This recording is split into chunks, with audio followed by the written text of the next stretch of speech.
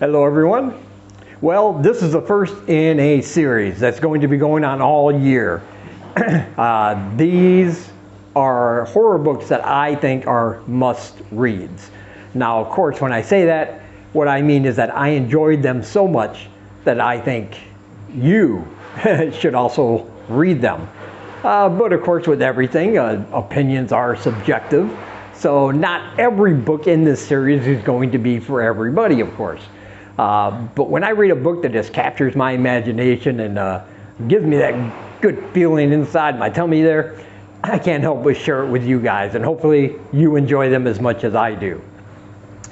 But as a reminder, I have horror books for sale. And if you want to read any of the books you see on your screen, there is a link in the description. They are only $1 each. I also have a free horror story over on Wattpad, another free story. There's a link down below where you can read that one and all of them. And this one is called Rodentia. It's about rats, yes. And don't forget to pick up your Read More Horror t-shirt. There are many colors and sizes available, and there's a link down below for that as well. All right, let's get started. So the first book I want to talk about today is fantastic. It is fun. It is quirky. It is out there a little bit. It's a little bit weird. But it's called Pyramidia.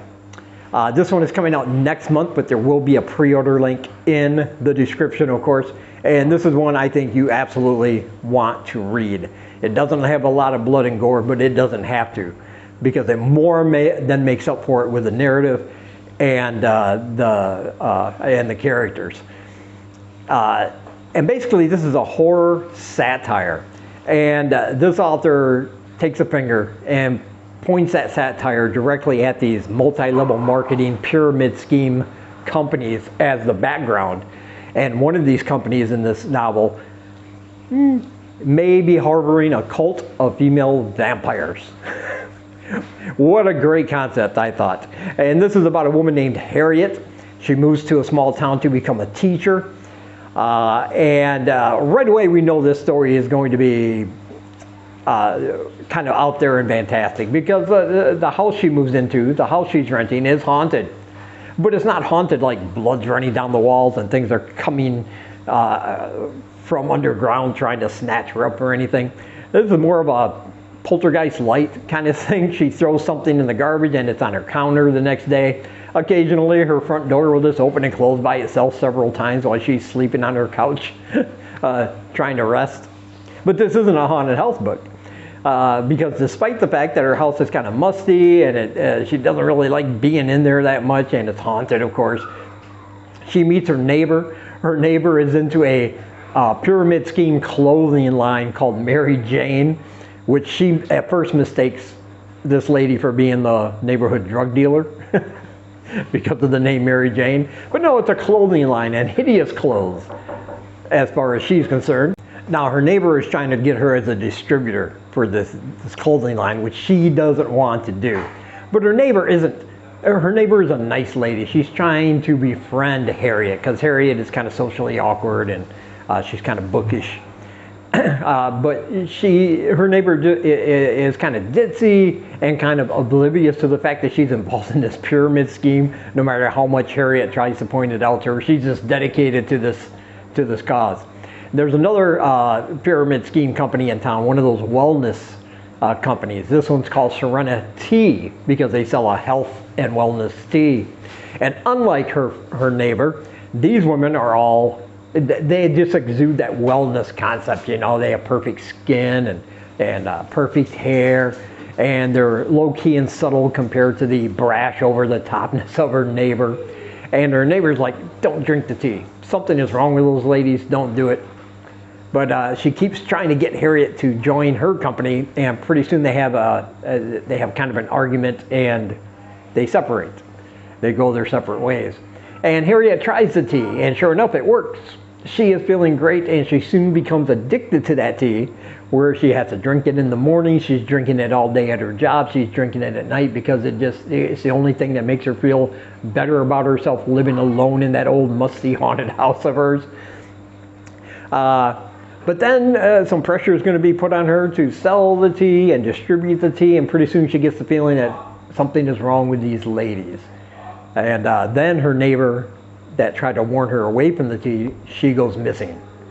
And Harriet feels bad and now feels obligated to find out the truth about this Serenity company, and it just gets crazy. The characters in this book really make it shine. Just like her previous book, Singing All the Way Up, I reviewed that one on my channel before, and that one's just fantastic. You have to check that one out too.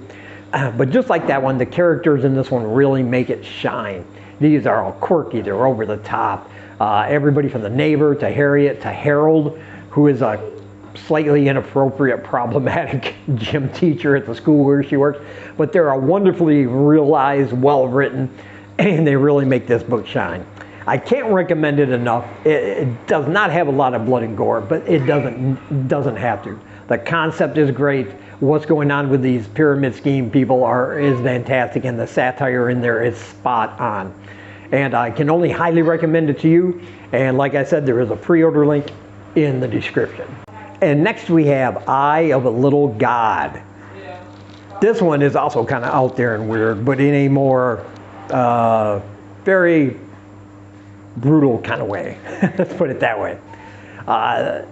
Even though the book doesn't state what period it's written in, from some of the references, it seems to be set in the early 80s, 81, 82.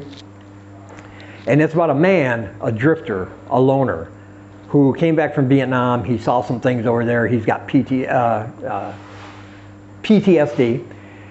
And he has a hard time staying in one place, keeping a job. When he gets fired from his current job, which is a pizza delivery guy, he decides to go out in the woods and just end his own life. He's not really depressed about it. To him, it's just, well, nothing left for me on this earth. He's kind of fine with it. And so he goes out to the woods to do that. However, before he can, he hears a cry for help. And when he goes to investigate this cry of help in the woods, he sees a fleeting figure of a woman running away. And where she came from, there's this journal, handwritten journal with some very cryptic messages, very creepy drawings, but everything that's written in there seems to be written specifically for him. And he has no idea who this person is. And now he feels he has a purpose in life.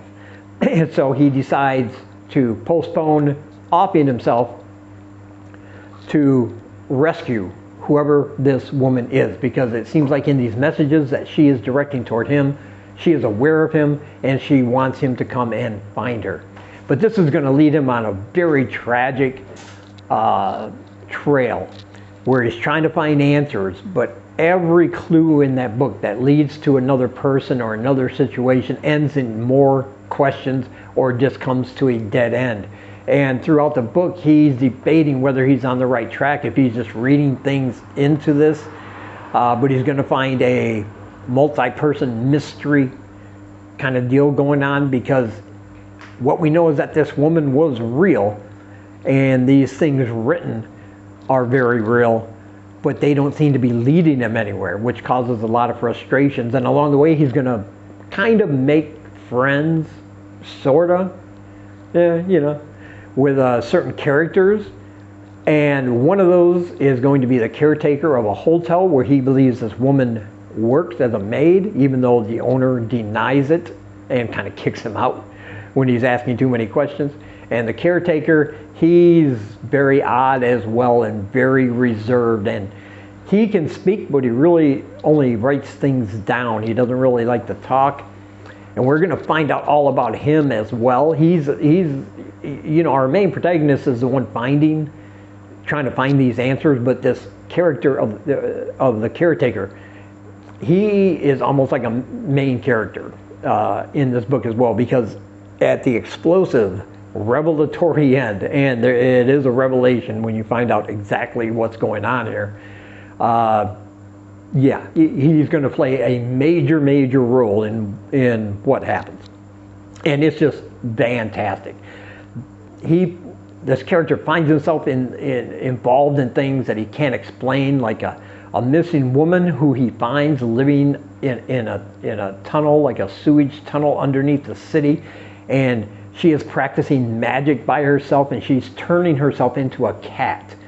not just thinking she's doing that, she is actually turning into a cat. And it's got all kinds of weird imagery and cryptic messages in here. And this one is very effective and is very emotional because we can all sympathize with this character and what he's going through with his PTSD after serving in Vietnam, and some of the things he saw over there that just keeps playing in his head. And so it's very tense and very good, and a very delicious mystery wrapped up in there. And it's going to end in a way that you will not see coming, I guarantee it. This one came out on January 2nd, I believe, so it's available right now, and there's a link down below where you can pick up your copy, and I highly, highly recommend it. And next we have, the first really great anthology, I think, of the year. This one's called Creep, and this is 21 Tales of Terror.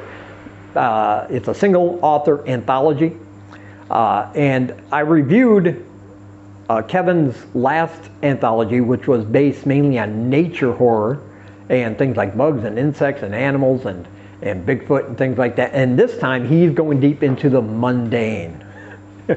I guess that's how you put it. The everyday things a lot of people experience every day, and then he takes those things, turns them into something massively horrific. And this is just an excellent all-out collection with a lot of different subjects, something in there for everybody. You have everything from love gone wrong, which is never not going to be a good horror story, depending on how wrong you make that love, you know. You got people who hear noises in their pipes. That's going to turn into something monstrous. We have a guy in there who he's one of those porch pirates, you know, the people that steal packages from people's porches when they're not at home. And he's going to find out that is a horrible, horrible mistake. All kinds of stories in here that just take these everyday things that sometimes we all experience and then ratchets them up to about 11, 12, 13 on the terror meter. And they're all very excellent, very well written. And of course, I can highly recommend it. Another thing I really like about this anthology is that some of the stories are longer, but some of them are shorter. But the way it's been edited and the way he's arranged them is that you'll get a long story, then you get maybe a medium story, and then a short story. And I like that because if you don't have a lot of time, let's say you only have like 10 minutes and you want to read something, or you can just pick one of the shorter stories in there. You don't necessarily have to read these in order. And so no matter what kind of time you have, you'll be able to get through this book. 21 tales, they're all different. They're all very well told. They're all frightening, of course. And it's just a fantastic, great anthology. And I highly, highly recommend it. Again, there's a link in the description where you can pick up your copy, and it will be available, I believe, on January 31st. So just about a week away. So be sure to pick up yours. And as always, I want to say thank you for taking some of your time and spending it here with me. And until we meet again, keep reading spooky, my friends.